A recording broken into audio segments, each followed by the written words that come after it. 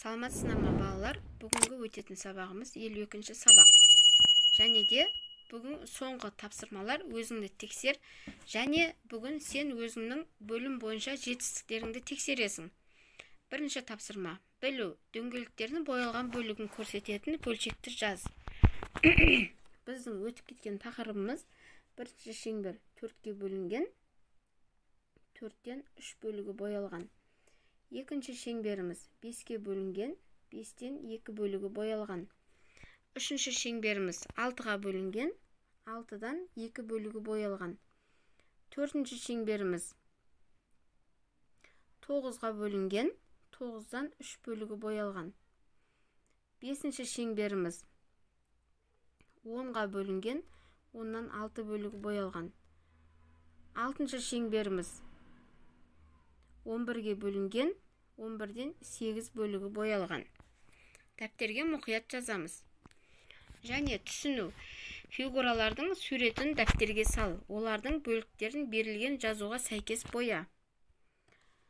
6-дан 2, яғни 6 текшенің 2-і боялған. 2-ін бояймыз қалаған түсімізде. 9 текше берілген, 9-дың 5-і боялған. Өзіміздің қалаған түсімізде 5-ін бояп шығамыз. 3-тен 1, яғни 1 текшеміз боялған. Келесі тапсырма. Есепте. 90-ның 10-нан 1 бөлігі. 10-ны табу үшін 90-ды 10-ға бөлеміз. 40-тың 4-тен 1 бөлігі. 40-ты 4-ке бөлеміз. 8 бұл қай санның 6-дан 1 бөлігі. 8-ді 6-ға көбейтеміз. 6 бұл қай санның 5-тен 1 бөлігі. 6-ны 5-ке көбейтеміз. Тапсырмасы. Санның кубын көбейтіндімен алмастыр. Яғни, кубы дегеніміз бір таңбалы бірдей сандарды 3 рет бір-біріне көбейту. 100 қосу 2 көбейту 2 көбейту 2. Келесі бетте толық нұсқасы көрсетілген. Дәптерімізге мұқият жазамыз. Келесі.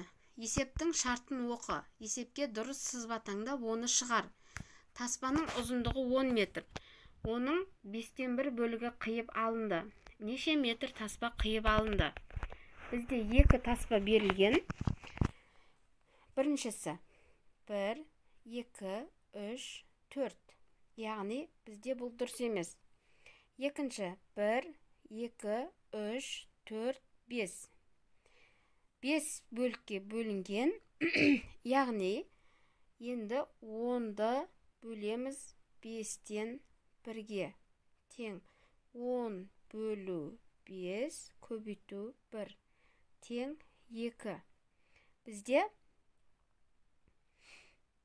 2 метр таспа қиылып алынған екен. Мына жерде 2 метр таспамыз қиып алынған және 8 метр таспамыз қалды.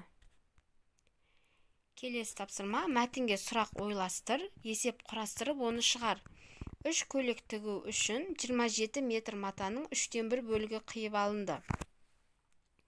Есеп құрастыру үшін бізде 3 көйлек тігу үшін 27 метр матаның 3-тен 1 бөлігі қиып алынды. Яғни 27-ні бөлеміз 3-ке тең 9.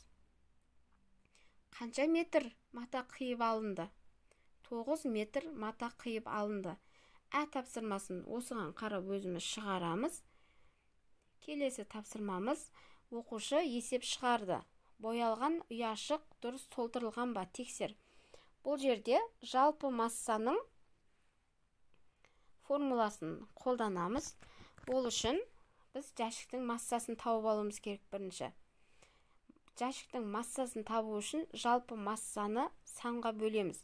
30-ды 5-ке бөлсек 6. Енді жалпы массаны табу үшін массаны санға көбейтеміз. 6-ны 7-ге көбейткенде 42 шығады екен. Бірінші есебіміз дұрыс. Енді екінші тапсырмада бағасын табу керек. Бағаны табу үшін құнды санға бөлеміз. 54-ті 6-ға бөлсек 9. Енді санды табу үшін құнды бағаға бөлеміз.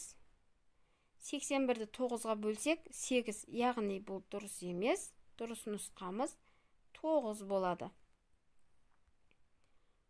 Бүгінгі сабақ балалар осымен аяқталды. Каналға тіркелуді ұмытпаңыз және кері байланыс жасауды ұмытпаңыз. Сау болыңыздар.